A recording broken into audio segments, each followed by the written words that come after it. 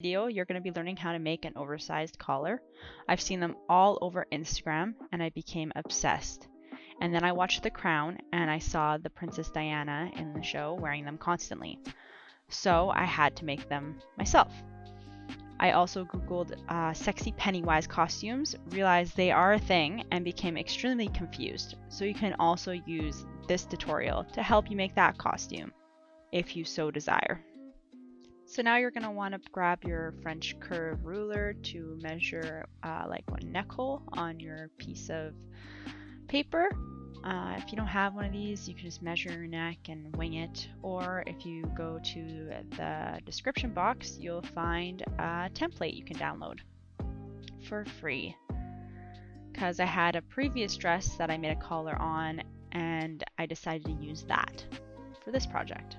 So you can go there and download that if you want.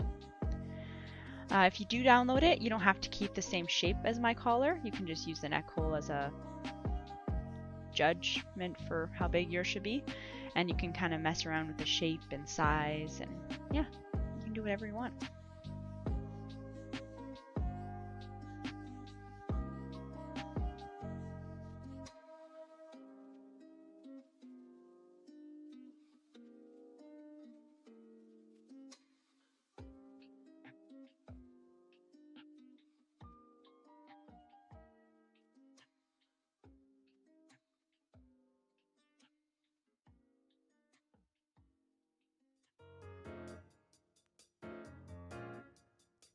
Now grab your fabric and fold it over like I've done there. And take your pattern and fold it over like I've done here. Although the pattern I gave you is already just folded like that, so you don't need to fold anything. And then lay it on the material and trace around it. I folded the color together to make sure that both sides were exactly the same size. I didn't want any discrepancies. So you're going to want to do this twice. For the second time, take the piece that you just cut out and use it as your new template. I did this because I cut my piece bigger than what I traced to allow for some seam allowance because I really wanted my collar to be oversized.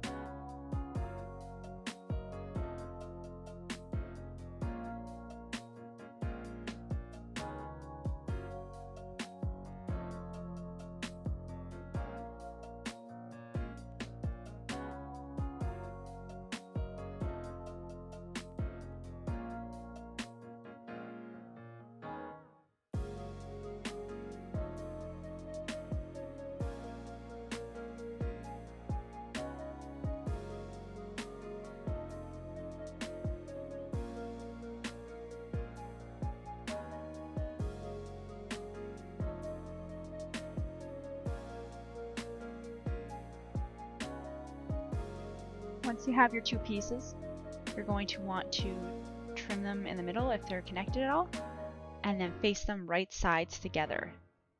Then pin along the edge, and make sure that you trim off any discrepancies, because you want to make sure that everything lines up perfect, or as close to perfect as possible.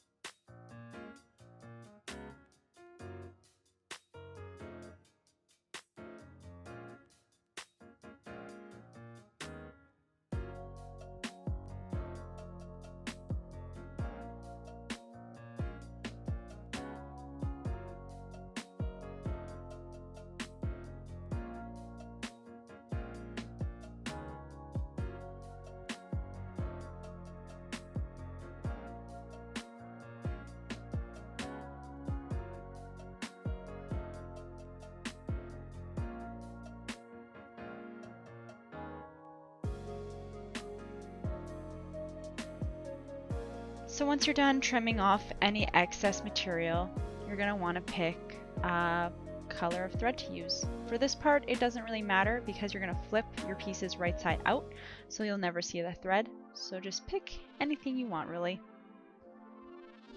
And now you're just going to want to sew along the edge. The clip I showed was very short. It obviously took me much longer. Once you get to the end, you're going to want to make sure that you leave an inch gap anywhere on the collar, wherever your end point is. Just make sure there's at least an inch gap. Even an inch and a half would be good. Preferably on the end of the collar, it'll be easier to conceal, but wherever it is, it doesn't really matter. Now trim the corners so that when you flip it right side out, the corners will pop better.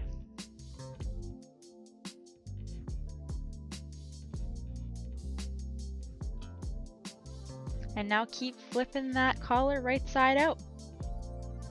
Just keep going.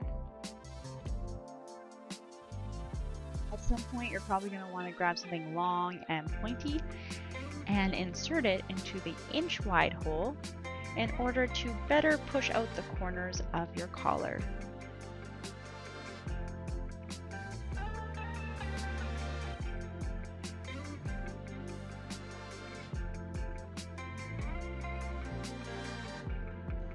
Now you're going to want to head over to the ironing board and make sure that your collar is nice and flat and that all the corners are popping out nicely. I was going to use two different types of trims to make it decorative, but I decided just to go with the one because it looked too busy. So these ruffles I bought at Fabricland. They were fairly cheap because they were on sale, and so I bought them because I knew they'd make my life easier. However, if you want to make your own ruffles, you can do that.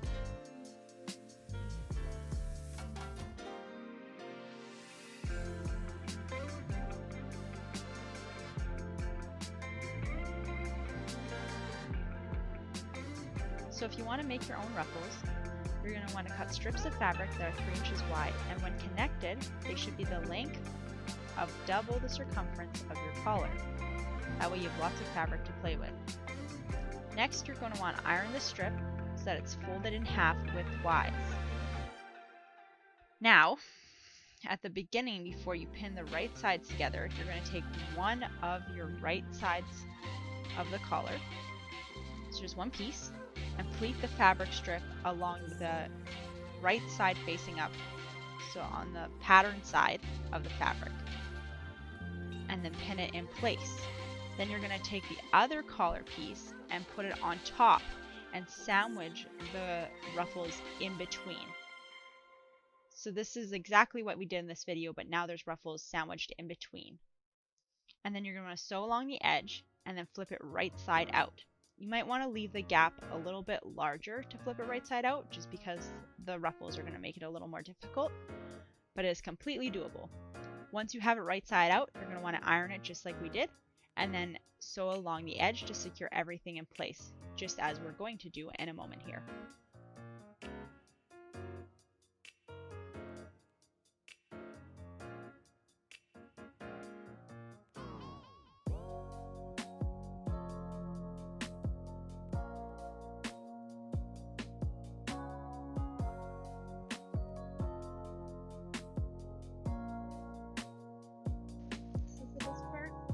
I just picked a thread color that was more contrasted with the light pink. It's like a dark magenta color. And I sewed all along the edge to secure the bias tape ruffle in place.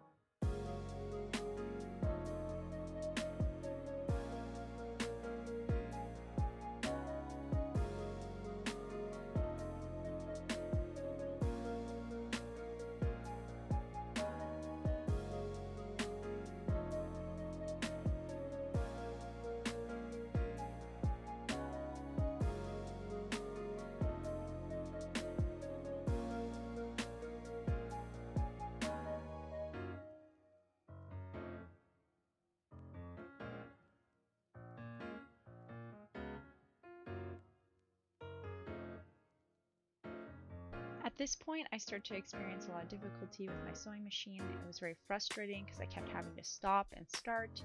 It wasn't continuous and perfect and beautiful. It looked really choppy and awful.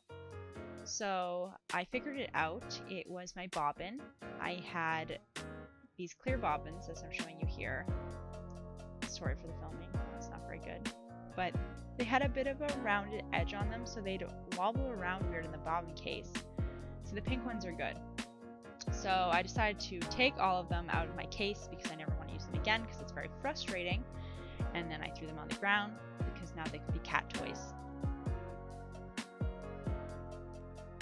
However, for the first time in his life, he seemed uninterested in my things, and I decided that it was best that I garbage them. Also, it's not good for cats to eat tiny strings. I hope you heard that cutest little meow.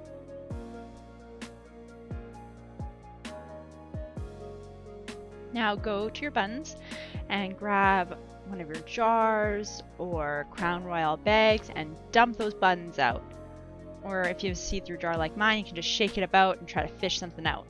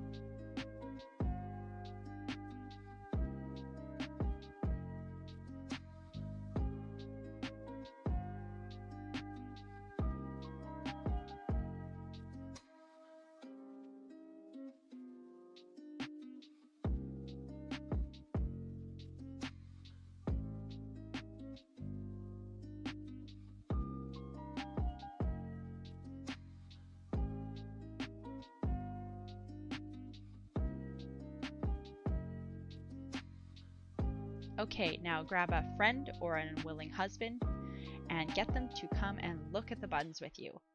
This is an important moment. It's the last finishing touch. You want to get it right.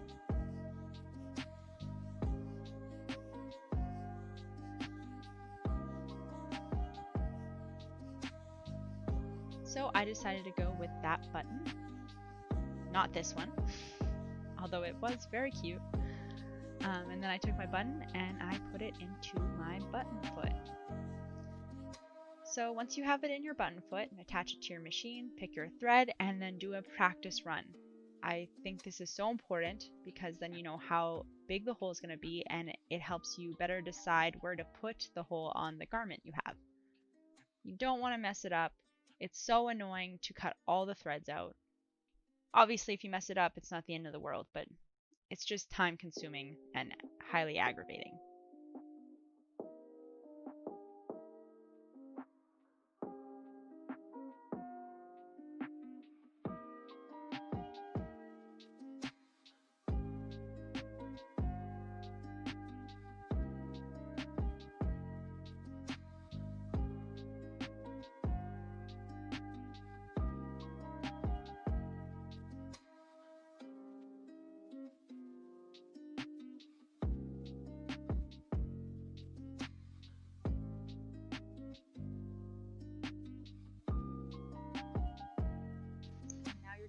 Sew the button on the other side of the garment.